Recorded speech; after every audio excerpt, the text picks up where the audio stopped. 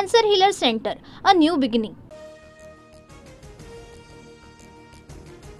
महाराष्ट्राची लोकप्रिय वृत्तवाहिनी आता डीडी फ्री डिशवर आजपासून डीडी फ्री डिशच्या प्रेक्षकांना टीव्ही 9 मराठी 68 क्रमांकावर पाहता येणार. खोक्या प्रकरणात विलन ठरवून माझ्या खुनाचा कट होता. खोक्यानं धसांना हरणाचं मांस कसं पुरवलं याबाबत सांगून बिष्णोई समाजामध्ये मला विलन करायचं होतं. पोर्टलच्या मुलाखतीत सुरेश धस यांचा गौप्यस्फोट. खोक्या भोसलेनं मला हरणाचं मांस दिल्याचा आरोप टीपी मुंडेंनीच माझ्यावर केलेला. सुरेश धस यांचं विधान. सुरेश धसांना फसवलं जात आहे. हरिण आमचा देव, आम्ही कधी मारलं नाही. आमच्या घरात सापडलेलं मांस रानडुक्कर आणि बकऱ्याचं होतं. खोक्या भोसलेची पत्नी तेजू भोसलेकडून स्पष्ट. सुरेश धसांकडून सहानुभूती मिळवण्याचा प्रयत्न. धसांचं बोलणं तथ्यहीन. अंजली दमानी यांची प्रतिक्रिया. तर धस चित्रपटाचा सीन तयार करतायत. खोक्याला वाचवण्याचे धसांचे प्रयत्न. तृप्ती देसाईंची टीका. बीडचं राजकारण दमानिया आणि तृप्ती देसाईंना समजणार नाही. मुख्यमंत्री फडणवीसांना भेटून चौकशीची मागणी करणार. सुरेश धस यांची माहिती. किती काळ वाल्मिक कराड आणि सुदर्शन घुलेवर चर्चा होणार. दमानिया आणि सुरेश धसांनी या सर्वातून बाहेर पडून विकासावर बोलावं. संजय राऊतांची टीका.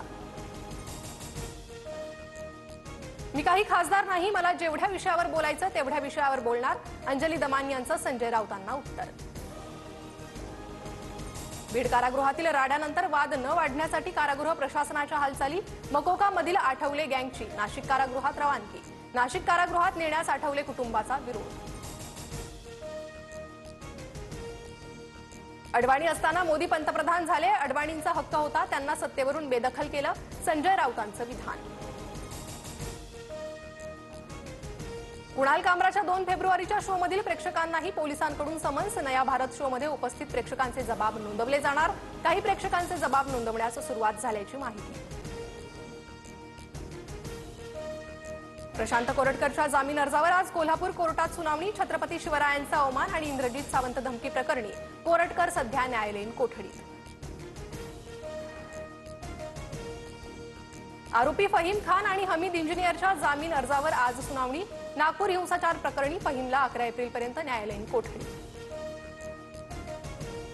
कळंबमधील मनीषा बिडवे हत्या प्रकरणी दोन्ही आरोपींना अटक. उस्मान सय्यद नंतर रामेश्वर उर्फ राण्या भोसलेलाही अटक. रात्री उशिरा कळंब पोलीस ठाण्यात गुन्हा दाखल.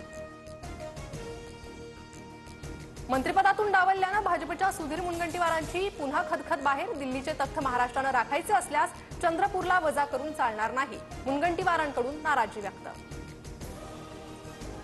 राज ठाकरेंच्या आदेशानंतर मनसे कार्यकर्ते आक्रमक. मराठी गळ्यात तेल लगाने म्हणणाऱ्या पवईतील L&Tच्या सुरक्षा रक्षकाला मनसे कार्यकर्त्यांचा चोप. ठाण्यातील मनसे कार्यकर्ते बँकेत पोहोचले. बँकेतले सर्व व्यवहार मराठीत असणं अनिवार्य. मनसेची मागणी. मराठीतून व्यवहार न झाल्यास मनसेची स्टाईल दाखवण्याचा इशारा. सरकारकडून 2 भाजप नेत्यांच्या साखर कारखान्यांना 436 कोटींच्या कर्जाला मंजुरी. राधाकृष्ण विखेशी संबंधित असलेल्या कारखान्याला कर्ज मंजूर.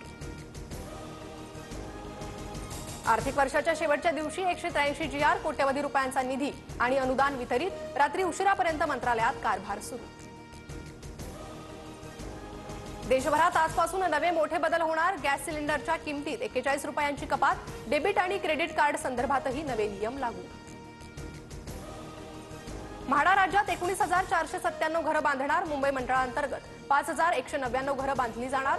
पुणे, कोकण, नाशिक, अमरावतीसह छत्रपती संभाजीनगर आणि नागपूर मंडळामार्फत घरं बांधण्याचं उद्दिष्ट. समृद्धी महामार्गावरील प्रवास महागला. महामार्गाच्या टोल दरात आजपासून 19% वाढ होणार.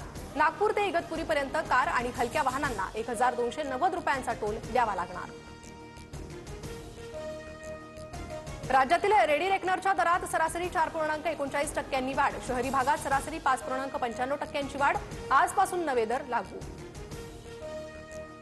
अनेक जिल्ह्यांना पावसाचा ऑरेंज आणि येलो अलर्ट. जळगाव, नाशिकला देखील ऑरेंज अलर्ट, तर ठाणे, रायगड आणि रत्नागिरीला येलो अलर्ट.